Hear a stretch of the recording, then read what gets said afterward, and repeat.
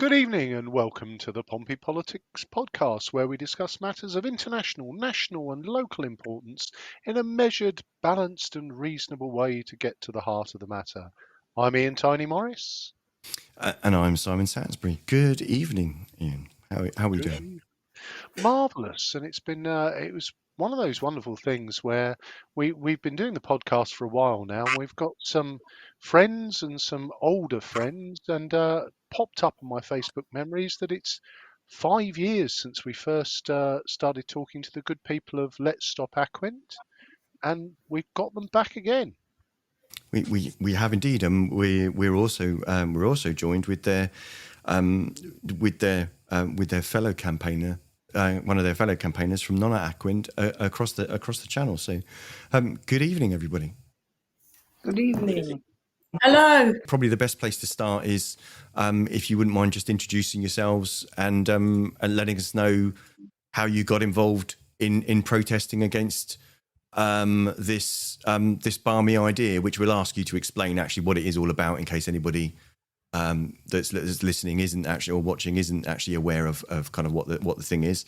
So Viola, do you mind just going first and introducing yourself? That's all right. Okay, so my name is Viola Langley, and I've been the co-founder of Let's Stop Aquind. And in actual fact, it's 5 years and 1 month to the day today that we've been fighting this project. Now, where did it start? It started in the allotment, because I'm an allotment holder, and I had been interested in what's happening with regard to the Aquind interconnector project beforehand. I read about it, went to one of the meetings of the company, and I felt a little bit unsure about the whole thing because I just didn't like the way, just intuitively, what it sort of offered and provided, and the way we were talked to at the meeting. And then I started to dig in and to find out more about it, and that is when I got really, really, really involved. Okay, thank you very much, Viola. And if I can just then switch back to Paula, if I can just ask you to let us know how you got involved. Everybody. Somebody got in touch with me. I think Viola had started the Facebook page up on the Saturday or maybe the Sunday, and then I joined the next day, and then I was straight in the admin, helping with whatever. And so basically my role in the campaign group has really been communication and public relations. Really, I set up the fundraisers. I feel a bit like dormant this year, I must admit, because I've been really busy with other things. But up until then, we were, quite a strong knit, close-knit campaign group. So I joined basically, Simon, because my main concern was the environmental impact, losing my own father to asbestosis. And knowing that the interconnector was going to be ploughing all the way through historical landfill, once I got my teeth into that, I wasn't going to let go. So that's basically what I've been doing, and why my heart and soul is in this campaign group. Apart from all the other stuff, the oligarchs and the donations and stuff that we kept finding as we were going along. And so that's me. That's my role. Okay, lovely. Thank you very much. And Johan, if you can go next, if that's all right. Yeah. Hi everybody. I'm Johan. I'm mayor of Tourville-sur-Arc. It's one of the 17 villages that might be crossing by Aquind. I'm also the president of an association of all the mayors, and we are all the 17 mayors against this project. The thing is that in France, all of the local elected people are against this project. So this is a great thing. we went to the government in July to make sure they will be thinking like us about Aquind, and it is because the prefect in beginning of October don't allow Aquind to use the maritime domain. So now we are waiting them to go to the courts, justice, and for the moment our job is done, but we are still making pressure with all the people, all the elected people, because I think nothing is done until we have the answer of the courts. So now we are waiting. Yeah, so it's so everything isn't finished until everything's kind of finished until you've got the final answer. Yeah, Exact. yeah. Thank you very much, Johan and Jan. If you don't mind, if you can introduce yourself, that'd be lovely. Oh yeah, well, I'm Jan Dennis, and I'm a member of the Let's Stop Aquind comms group, and have been for nearly 5 years now.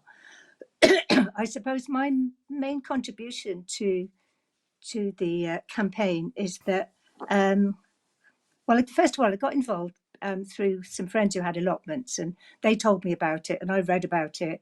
I went along to a protest, and I got very interested, and the more I dug into it, the more it made me angry, so I wanted to do something about it. So I guess my main contribution was probably that I felt that we needed a video about the route, because at the time, this was years ago now, it was a bit unclear where the route actually went. So I approached Paul Ganella of Strong Island Media, and he agreed. He agreed to make this video initially, and then he went on to make 3 more.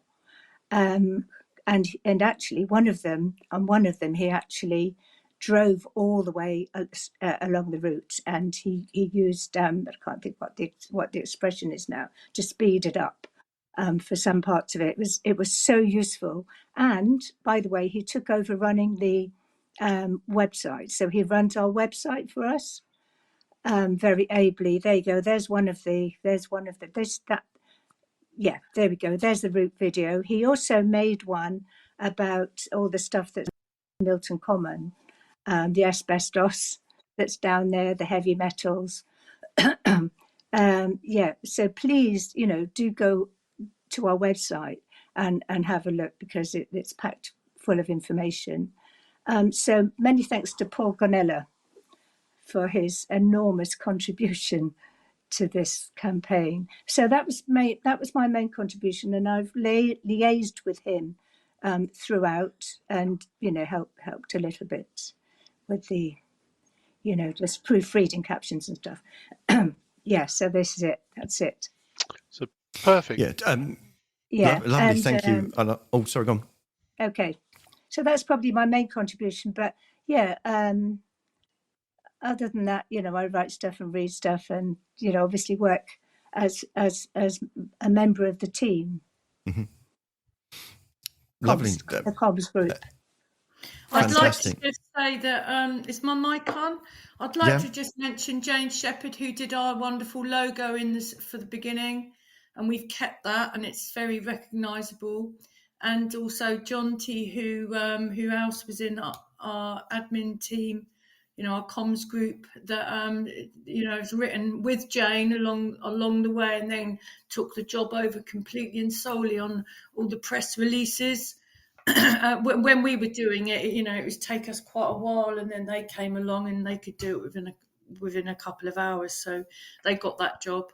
So that was good. So we've been a brilliant, an all-rounder, a very all-round team of people that were good in their roles, and we were all and Janet Sampson as well, who's brilliant at editing. Yeah, so yeah, that's how come we've been quite strong throughout. Yeah, fantastic stuff. And just so you know, I've shared the links to your website, to your Facebook page, and to the Aquind website. Those are in the comments, and I'll put them into the descriptions as well once we upload, so anybody can follow those along. So thank you very much for that. Lovely learning. A learning journey and lots of kind of group effort there. Fantastic stuff. But the video really kind of calls it into life to kind of to show the route. But Ian, I think the next question kind of that leads on nicely. It does, Simon. So we've been on this journey with you now for 5 years. So obviously we're familiar with the Aquind project.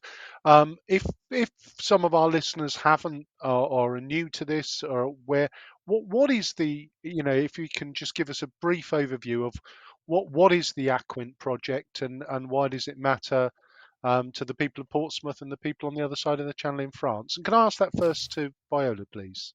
Okay, now the Aquind interconnector is a proposal to put an interconnector from Normandy in France across the channel, come into Eastney, and then 13 miles along the road, right up to Lavdine on one of the most congested roads, through green areas, green spaces, through or under the allotment.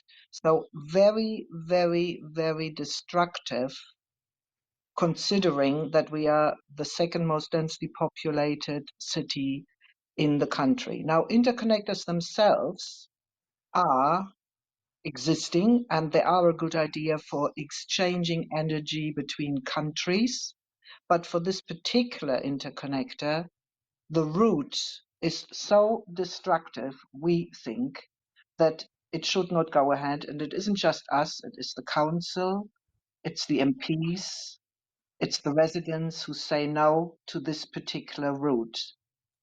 We also have to consider that in France there is huge, huge resistance, because I have actually been on the route in France, 37 kilometers inland, along again roads which would be held up for a long time, trees being taken down.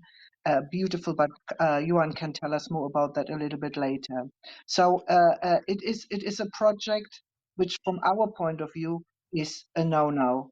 Now, we didn't know all this at the beginning. When we first started this campaign, we were basically against the route, and we said it's not the right place to actually have an interconnector running through the city. But then as we went along, we found out there were other reasons. There was national security. There were donations given to 38 MPs, and we know that donations are legal. Why would they be given donations worth £1.5 million? So there were lots of questions we asked, and we have highlighted and are asking again and again and again. So this project has been, from our point of view, from our campaign, be rejected for various reasons. Thank you, Viola. That gives and I think the video for those that can shows that route through the heart of Portsmouth. So, Johan, can you give us the French perspective as to what this project means on your side of the channel? Since many years, I don't think too much people understand what is Aquind. So it was a mission to explain to all of the people from our villages what is Aquind and what it is dangerous in this project. Yeah. I think the Aquind project is not good in France for many reasons that we have always explained. Environmental problems, offshore problems, but as an elected from the French Republic, I can't say that interconnection with England is bad. We need interconnection because it's fundamental, but not in this way, not like this. We can't have a company that came make money with the customers, destroy all our villages, all the beach, the beach in Pourville-sur-Mer, which is one of the most beautiful beach in Normandy. Monet, the painter, has painted 432 things in this beach. So we can't say, okay, Aquind, you come and you destroy everything. There's maybe another way to have interconnection with England, and this is the point of view of the elected people, from the president of the Région Normandy, the president of the department of Seine-Maritime, all the council leaders, all the mayors. No one wants Aquind here. So when nobody wants you, I think the best thing is to leave. I think that is that's it. that is and they're not getting the hint. No, it would appear not. Simon. No. Thank you. Lovely. So I guess yes, like you say, we've had you on the show several times now, updating us how the kind of campaign's gone. I don't know if you can kind of cast your mind back to when you were kind of last on. I think where had we got to at that point? Because I know it went for review with the Secretary of State, and then it's been kind of backwards and forwards. So who's best to talk to that first? Who would want to go first? You on that mean one? when it went back for a judicial review? Sorry, I think Jan's just trying to come in there. Sorry. That's all right. So, thanks, Paula. Let me just go to Jan, and then each of you can kind of come in. I think what we're just trying to get a sight of is what's been the timeline up to the to where the campaign's gone. So sorry, Jan. The thing is, all our problems started really back in 2018 when the then Secretary of State for energy and it was then called something different. But anyway, the energy minister, Claire Perry O'Neill, Conservative minister, had a private meeting with Alexander Tomoko on the terrace at Westminster at the Houses of Parliament, and following that meeting, she stood up in Parliament in the House of Commons and said, this project, this Aquind interconnector, needs to be given nationally significant infrastructure project, NSIP status, because but no other interconnector had that status, and that was granted. She made a case for that, and it was granted. So when they got NSIP status, it meant that the decision was taken out of local hands and given to the Secretary of State. So because our council had turned it down, so this was overridden in this way, and that's when all our problems started, really, because it was taken out of local hands, and that's wrong. It shouldn't have happened. Anyway, eventually, Kwasi Kwarteng, when he was Secretary of State, he turned them down. He turned Aquind down. But unfortunately, this was in 2022, January 2022. But so he turned it down. He turned them down. But unfortunately, he left a legal loophole, which of course Aquind's lawyers exploited. And we went to the High Court and they got it overturned. We were there, but we weren't allowed to speak. But obviously, it was Aquind's lawyers versus the government's lawyers, and Aquind won. So we were back to square one. So where we are now is that the Secretary of State, we've been through 5, and the current Secretary of State is Ed Miliband. It's his decision. The trouble is, the Aquind's lawyers have done what the Aquind always do this. When a decision doesn't go the way they want it to go, they get their lawyers in. So now their lawyers are laying down the law to literally to the Secretary of State and to the MOD, who have come up very, very strongly against the project on the grounds of it being a serious national security risk, as have the MPs.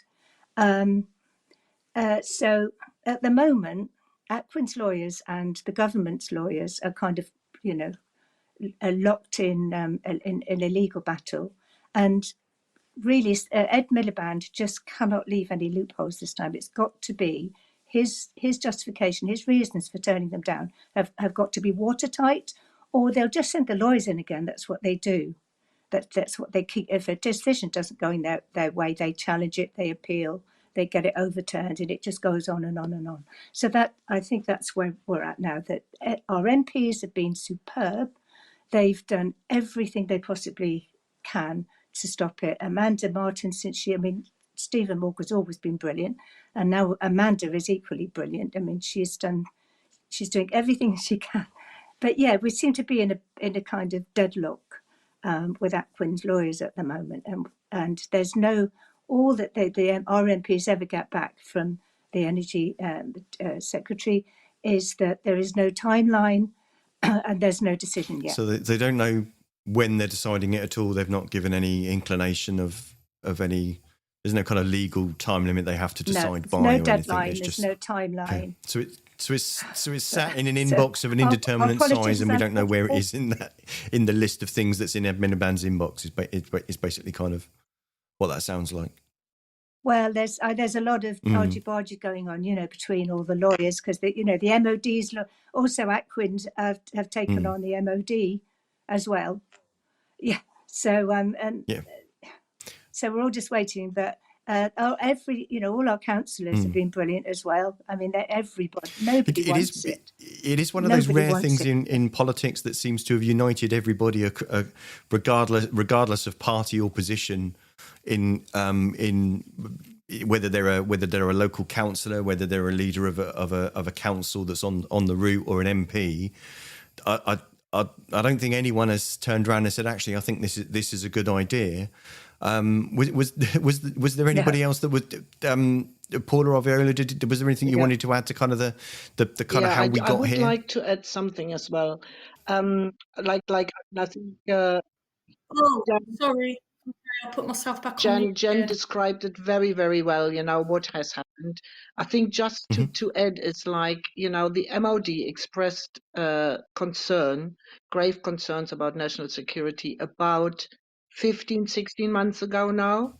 So that is a long time. And Aquind has published, or the Planning Authority has published a document in which it was discussed who is going to pay for the Aquind representative when they are going to discuss with the MOD. And I have sent emails to the Planning Authority and have requested that the public deserves an answer, that the public should be informed what is happening.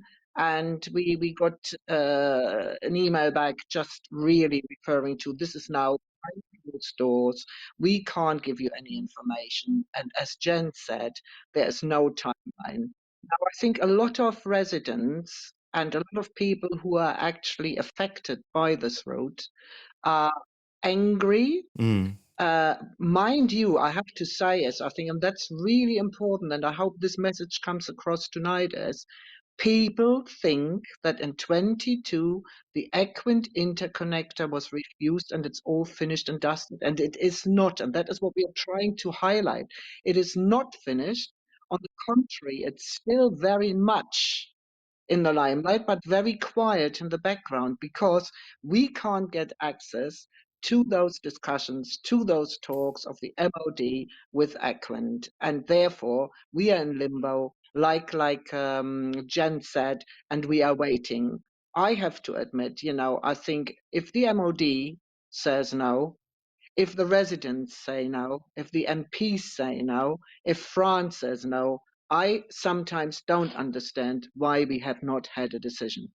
That does seem strange. And Johan, actually, that sounds like with Viola. They're mentioning obviously with the French decision. What situation are you at now? How has the campaign gone in France? What decision's been made there? Viola say it is a good thing because in France we say no, the project Aquind in France is already stopped because there's a decision from the prefect, but the decision from the prefect comes through the Minister of Energy. So the government say no to the national interest of Aquind. So for the moment, for us, Aquind is no longer yet. We are only waiting for the justice because we are in a state of law, and when the state take a decision, you can say I don't agree with this decision, and there's a special administrative courts that will analyze the demand and judge if it's good or if it's bad. So now we are in this moment where we wait this special administrative courts to take the decision to say that if the government say was right or was wrong. But the prefect is an intelligent man, really clever, and he done a decision, and he motivate this decision with an organization in France called La Creux. It's the Commission of the Regulation of the Energy, and this La Creux say that 4 projects came for interconnection with England, and Aquind was the fourth one. So this year they already done another paper and say Aquind is still the fourth project. So I don't think why justice will say okay, Aquind can continue. There's nothing in France that make Aquind be able to continue the project because they don't have the right to use the maritime domain, and this is something fundamental for them. And after they will have a lot of things that will make Aquind couldn't done the project. So for us in France, we are waiting. So it will maybe be in 3 or 4 months, 6 months. But for us, the job is done. We are still continue the pressure, but the job is done. Perfect. Thank you. So, if I might ask the team UK then, and Paula, perhaps if you want to come in on this one, do you believe that if Team France gets the result they hope for and that kind of kills off that side of the route, do you think that ends the project and from the UK side we can forget about it? Well, you'd like to think so, because if that's where it's starting and that's been refused, then but would they try and find somewhere else to start it? I mean, this could go on for ages, but even if you go back to being a national security risk, there's that's the loophole. That's what they're they have to make sure, as in our government have to make sure that it's proven that this is, they have to have proof of that, and with an alternative sustainable solution. It's I mean, at this point where we're at the moment, I'd like to think, and we would all like to think, and it all makes sense for it to just be stopped.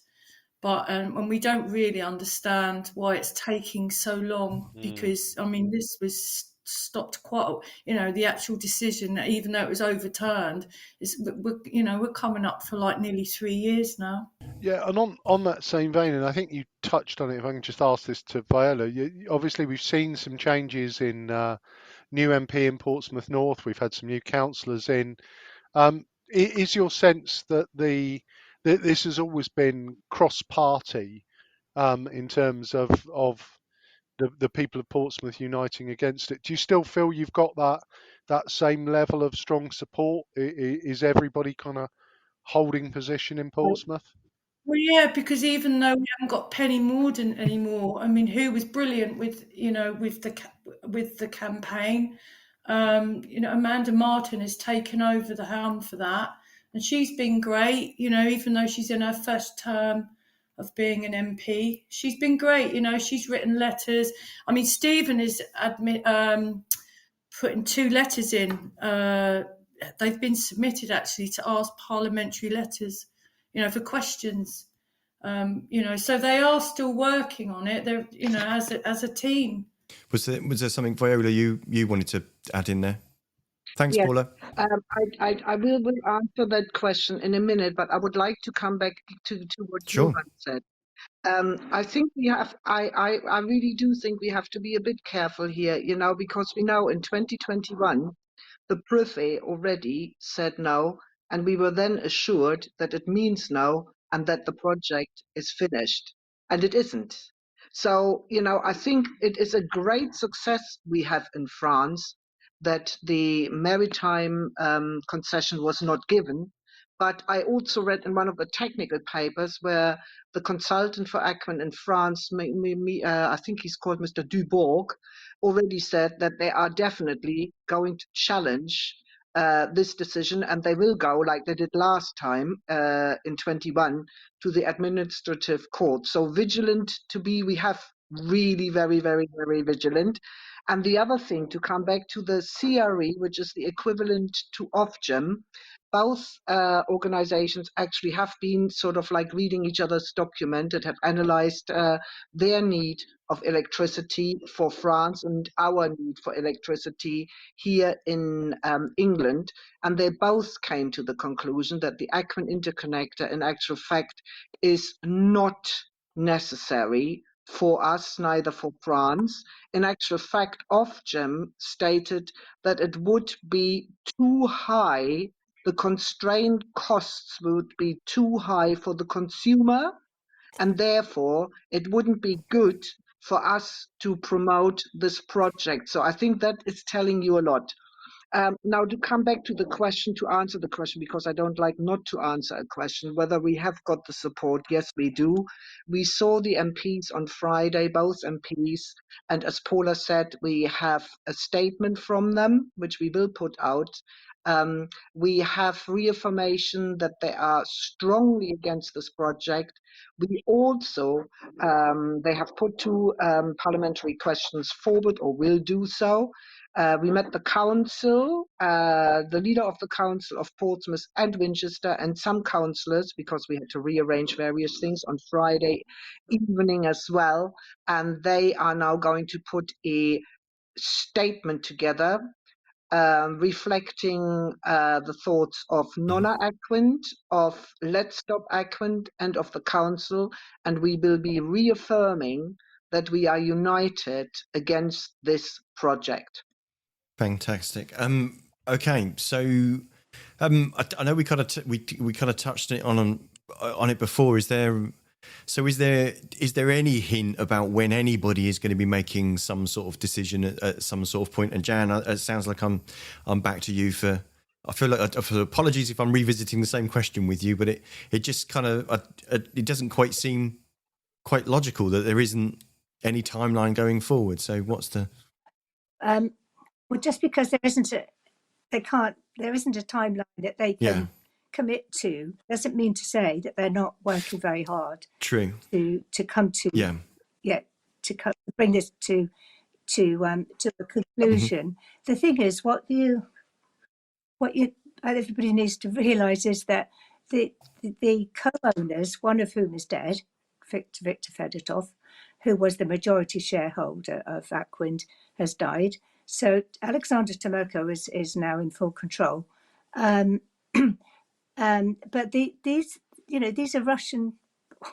Victor Fedotov was originally a Russian oligarch. These are oligarchs. They have huge amounts of money. They've got limitless money. And the way that they operate is that if something doesn't go their way, then they send in their lawyers. I think, I've got a question for Johan on this. My sense is that I think in France, it's not so easy to keep appealing a decision. I think that once because I remember reading a long list of small permissions that Aquind had been refused in France, and they'd appealed against every one of them, and each one of the appeals had been rejected, and that was that. They weren't allowed to go back. But I think in this country, it's easier to keep litigating, to keep appealing. If you've got the money, you just keep you just keep going and hope your opposition gives up. Like Musk, these are hugely rich people with a very, very murky past and opaque finances, but they've got access to huge sums of money, and that's the problem. So, in a way, I wonder if the French have got a better legal system than ours. It seems to be not so easy there to keep appealing against the decisions over and over again. Once the appeal has been turned down, that's that. Johan, do you mind? Sorry to put you on the spot, but is that the case in the French legal system? Sorry, I've got a question for you, Johan. Is it right that in France, if Aquind a decision if they don't like a decision, that they will appeal against that decision. If the judge rejects that appeal and turns them down, can they appeal again or not? Yeah. Is that it? Is that the end of it? Does that judgment stand, or can they keep appealing against a decision? That I try to say, maybe I excuse my English, is that I try to explain is that we are in a state of law, and when someone is making a decision, even me as a mayor, if I make a decision, someone can say your decision as a mayor is not good. I don't think it's a good decision. So he can go to see a judge, and the judge will analyze that. And it's the same with the government. It's the same with the prefect. You can say, okay, Mr. Prefect, I don't agree with your decision. So now I want a judge to analyze and say if your decision is good or if your decision is not good. And we are today waiting about this judge to say if it is the decision of the prefect good or not good.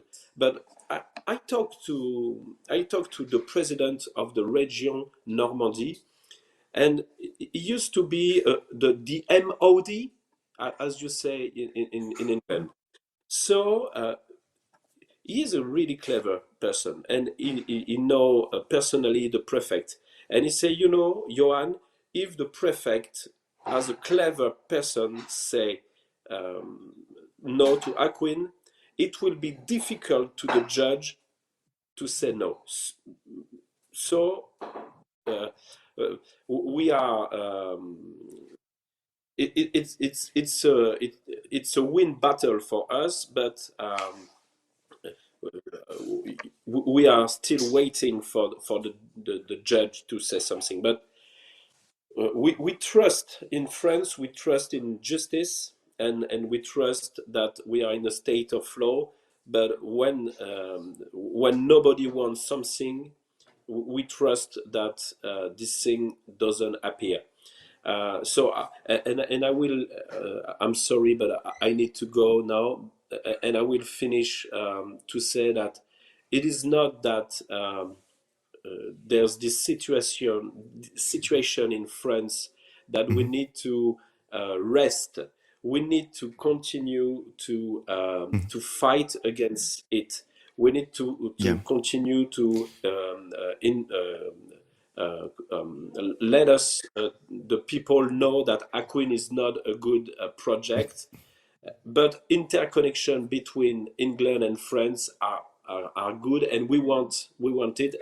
And the 2 days we spent in England, in Portsmouth, with Viola and all of us show that interconnection are great, but in the right way, and not like Aquind want to do it. Johan, before you go, can I just ask you, Yeah. sorry Thank to you. jump in, I just really want him to do this. You did the little financial analysis of how much profit Aquind will make if the interconnector was built. Can you just do that for the public and for Simon and Ian as well? Because it is so revealing.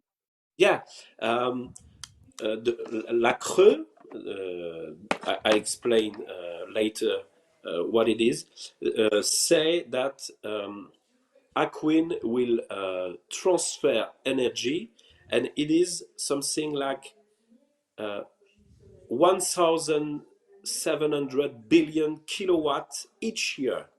So if they make profits as 10 cents euros kilowatt, it's 1.7 billion profits each year.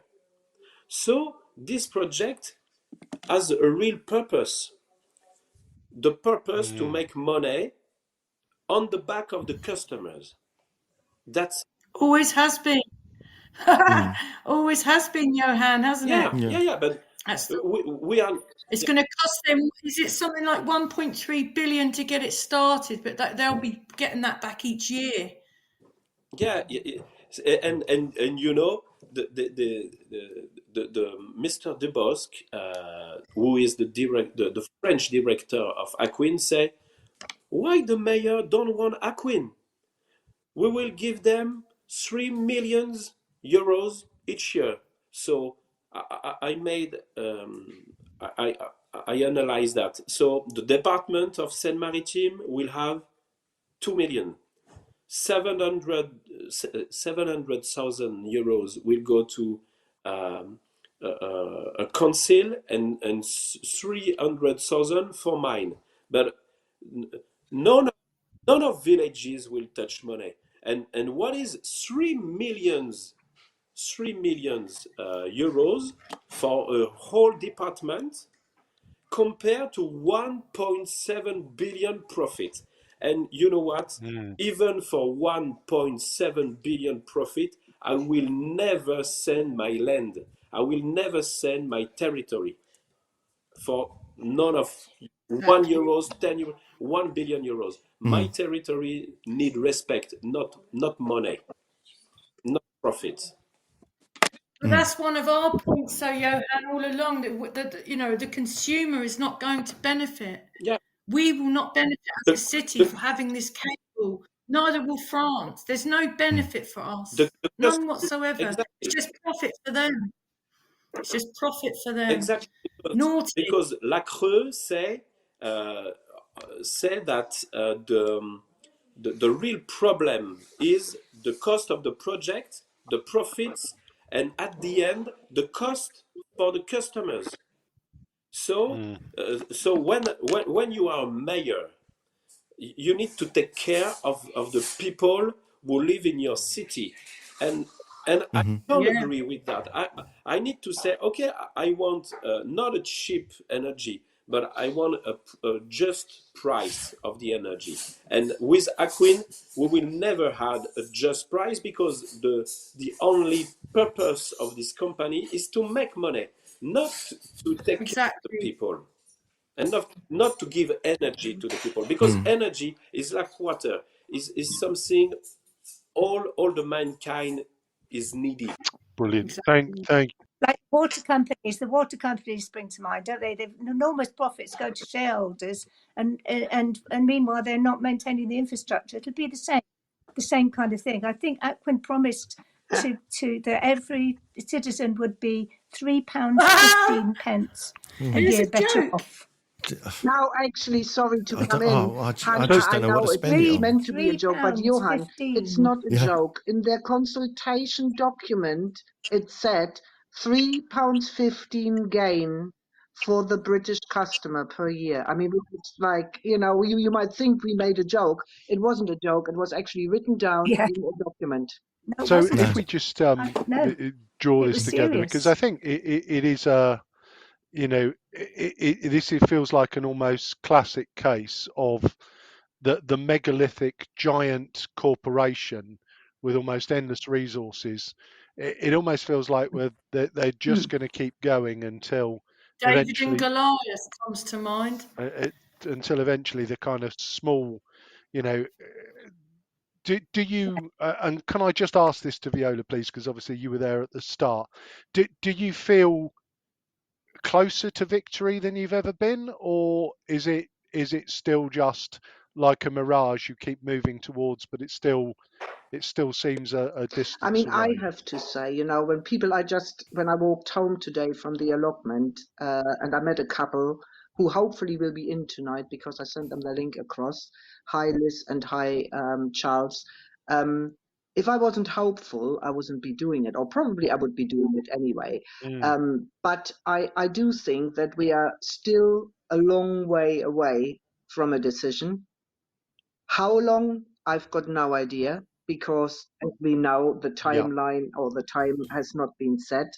I think we have to continue to draw attention to the fact that the Aquind interconnector project is still very much alive, and that people, and I would love people to do that, again, reinforce that to their MPs, that they write a message and say, we've watched the program, we've heard about it, it is not over. Can you make sure that we will all together as a city and beyond, because it goes right up to Loughborough, so we've got Waterlooville, Purbeck, stand up and say, now we are united against this disastrous project.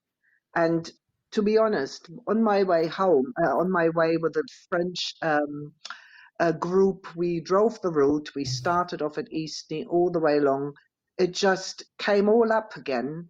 How, I just don't find the words for it, how destructive it would be to actually go ahead. And we still don't understand why they have chosen Portsmouth, because there are alternatives here as well. We are not NIMBYs.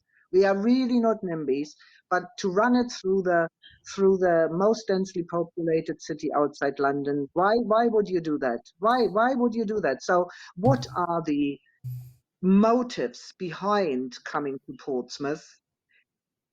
We can speculate, but I wouldn't want to do this. So I think we No. still have to be keeping going as we have, and make sure that our strengths, France, we here in England, the councillors, the MPs, are standing together and will not give up in that fight. And I think that's a lovely summary. If I can just bring our other guests in, just briefly on what you would ask people to do to keep supporting the campaign. Can I ask that just first to Jan? I can only reiterate what Viola said, really. We just have to keep up the pressure. We just need people to know that it's not all over yet. And to write to your MPs, write to the planning inspectorate, make a lot of noise, Perfect. join the Thank you, Facebook Jan. group, and spread the word.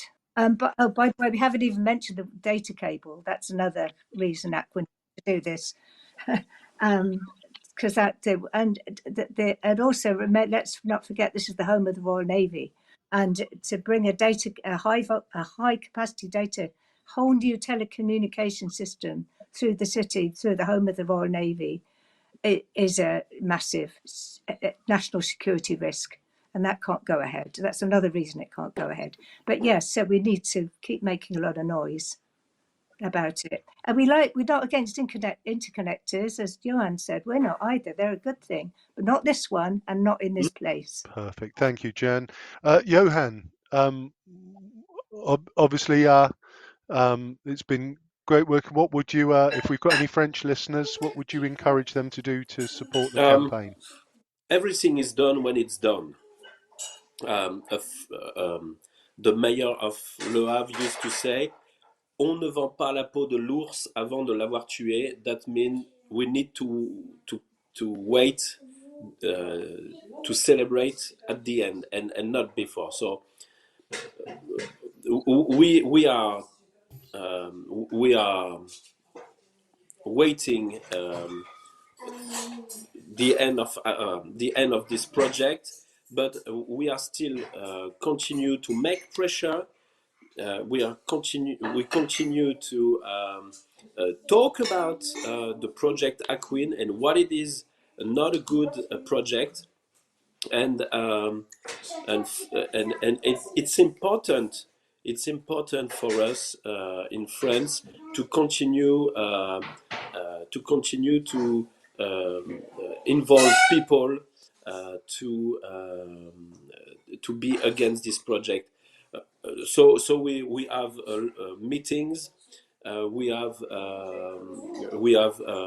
meetings with the prefect. We have meeting with deputies, with the minister of energy, because it is important to continue to fight against this project.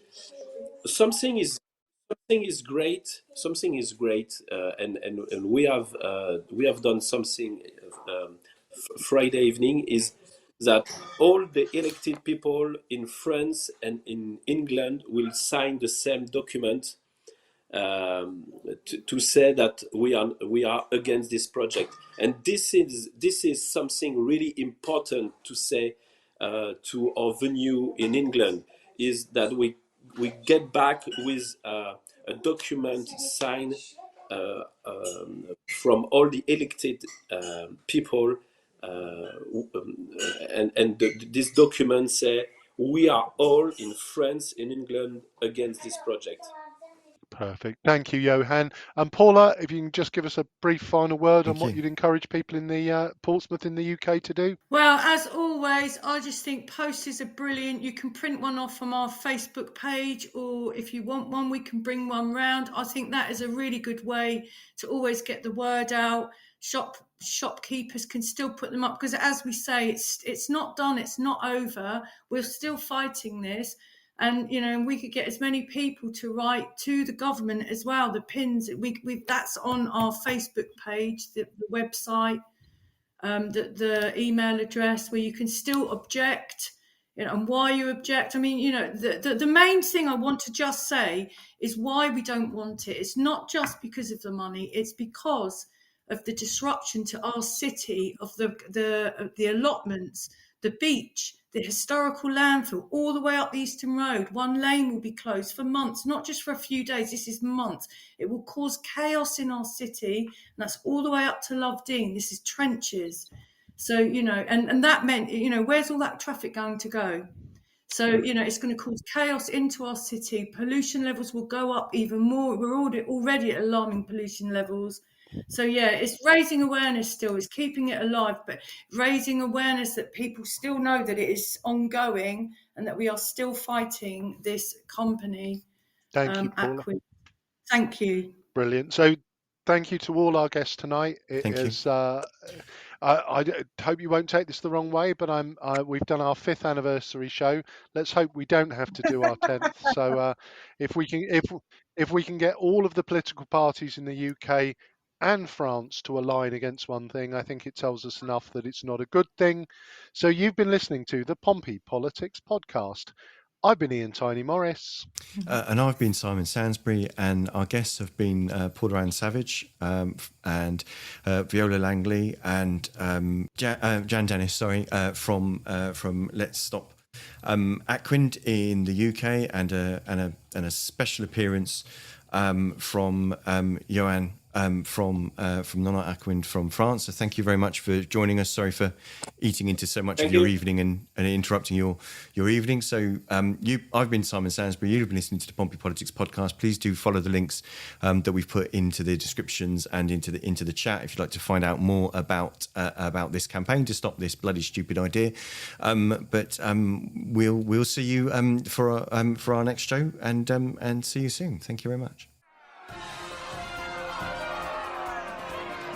Don't forget to like, follow and comment on Facebook, or comment and subscribe on YouTube. Find us on all the social media platforms: Facebook, X, YouTube, Threads, LinkedIn.